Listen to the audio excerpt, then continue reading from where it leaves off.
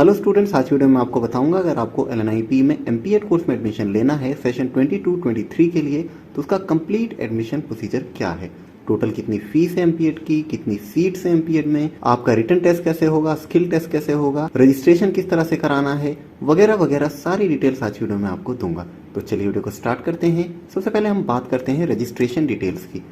तो स्क्रीन पर आप देख सकते हैं रजिस्ट्रेशन इस समय ऑनलाइन चल रहे हैं जिसकी लास्ट डेट है 18 जून 2022, मतलब 18 जून 2022 को रात 11:50 से पहले आपको अपना ऑनलाइन रजिस्ट्रेशन करा लेना है। कहाँ पर?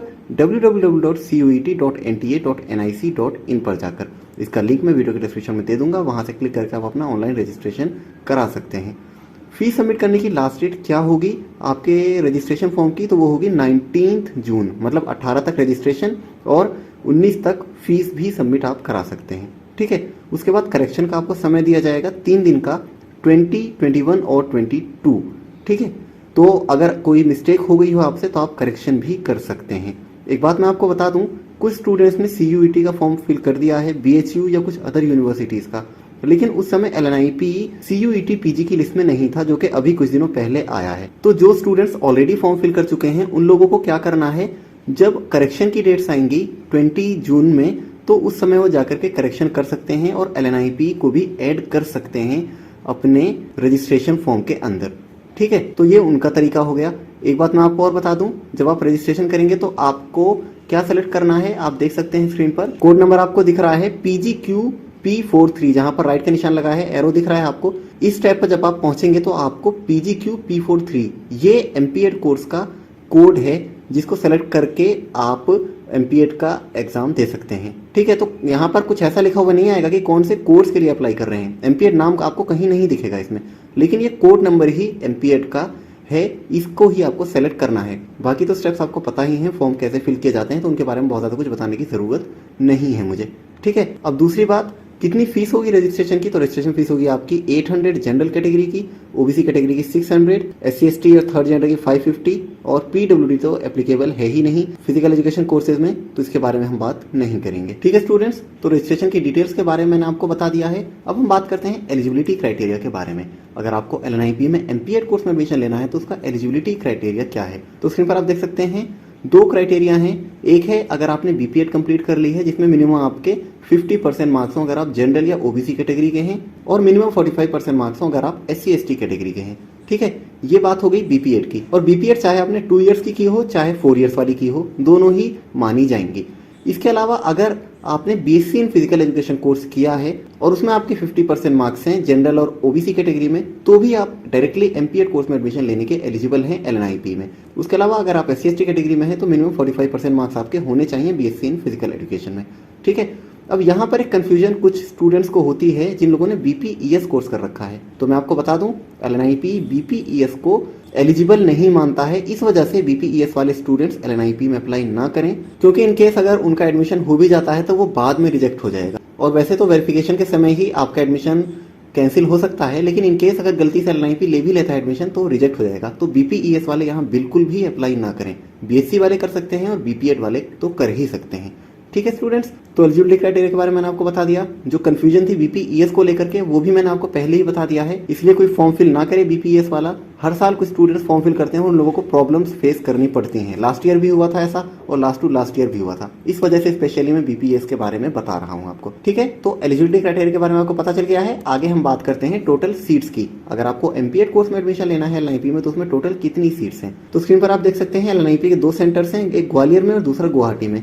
ग्वालियर की अगर बात की जाए तो ग्वालियर में 80 सीट्स हैं और गुवाहाटी में टोटल 40 सीट्स हैं। कैटेगरी वाइज सीट्स आप देख सकते हैं किस कैटेगरी के अंदर कितनी सीट्स आती हैं। एक बात का और ध्यान दीजिएगा, ये जो EWS कैटेगरी की सीट्स हैं ये सुपर न्यूमेरी हैं, ये इन सीट्स से अलग है, मतलब 80 तो हैं ही, इन 80 से अलग 8 सीट्स और हैं, तो इसे मिलाकर के 88 सीट्स हो जाती हैं ग्वालियर में। इनसे अलग 2 सीट्स वार्ड कोटा और कश्मीरी माइग्रेंट्स की भी हैं, तो वो भी ग्वालियर में है और इसी तरह से गुवाहाटी में भी है, आप देख सकते हैं।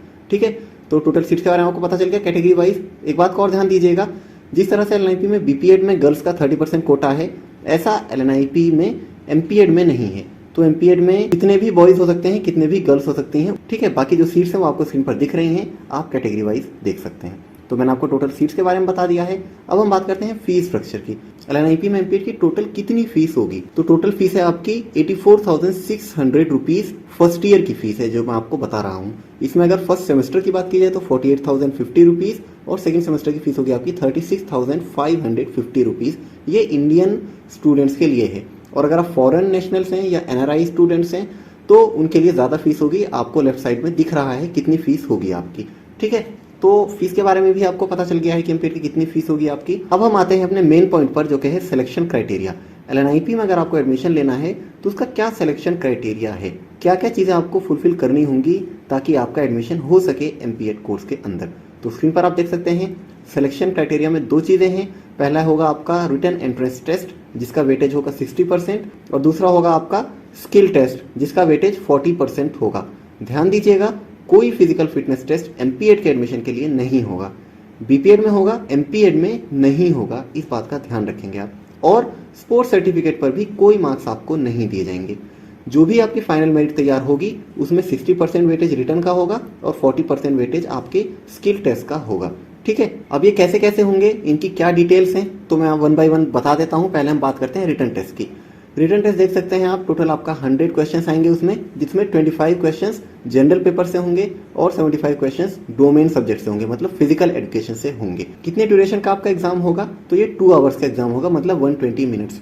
अब ये जो आपके क्वेश्चंस हैं इसका सिलेबस क्या है, जनरल पेपर में कौन कौन से टॉपिक्स हैं और डोमेन सब्जेक्ट में मतलब फिजिकल एजुकेशन में कौन कौन से टॉपिक्स आपसे मेनली पूछे जाएंगे जो कि सिलेबस के अंदर लिखे हुए हैं। तो स्क्रीन पर मैं आपको दिखा देता हूँ, ये देख सकते हैं आप, आपका ये सिलेबस है एमपीएड के एंट्रेंस का। इसके अकॉर्डिंग ही आपको अपनी तैयारी करनी है, जैसा कि CUET के ऑफिशियल वेबसाइट पर अवेलेबल है सिलेबस, वहीं से मैं आपको ये दिखा रहा हूँ, ठीक है। तो पॉज करके आप पूरा पढ़ सकते हैं सिलेबस। मैं पूरा पढ़ करके नहीं बताऊंगा, नहीं तो वीडियो बहुत ज़्यादा बड़ी हो जाएगी, ठीक है। तो सिलेबस आपने देख लिया है। अब हम आगे बात करते हैं सिलेक्शन के अगले कंपोनेंट की, जो कि है sports proficiency award. Written test के बारे में मैंने आपको बता दिया।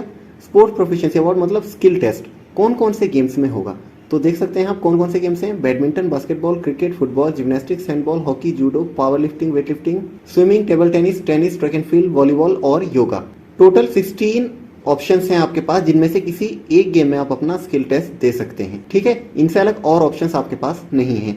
कब होगा आपका स्किल टेस्ट, तो गुवाहाटी का होगा 5 to 6 अगस्त 2022 और ग्वालियर का टेस्ट होगा आपका 10 to 12 अगस्त 2022। तो ये जो डेट्स हैं ये टेंटेटिव डेट्स हैं जो कि चेंज भी हो सकती हैं, लेकिन जहां तक चांसेस है तो इसी सेम डेट में हो जाएगा जो कि लिखा हुआ है, जहां तक मेरा अंदाजा है, ठीक है स्टूडेंट्स। और रिटन टेस्ट कब होगा, तो मुझे लगता है कि शायद मिड जुलाई में आपका रिटन टेस्ट हो सकता है। हालांकि इसकी कोई टेंटेटिव डेट्स भी नहीं लिखी हुई है कहीं पर, ये मैं एजम्पशन बता रहा हूँ कि इस बीच हो सकता है कि आपका रिटन टेस्ट हो जाए, तो उसके लिए भी काफ़ी टाइम है आपके पास। अभी आप अपना फॉर्म फिल करिए और अदर जो डिटेल है वो मैंने आपको बता ही दी है। अभी भी कोई डाउट हो, कोई कंफ्यूजन हो तो कमेंट्स में आप पूछ सकते हैं, मैं कोशिश करूंगा आपके कमेंट्स का रिप्लाई करने की। कैसी लगी आपको वीडियो, कमेंट्स में लिखकर जरूर बताएं। मिलते हैं नेक्स्ट वीडियो में।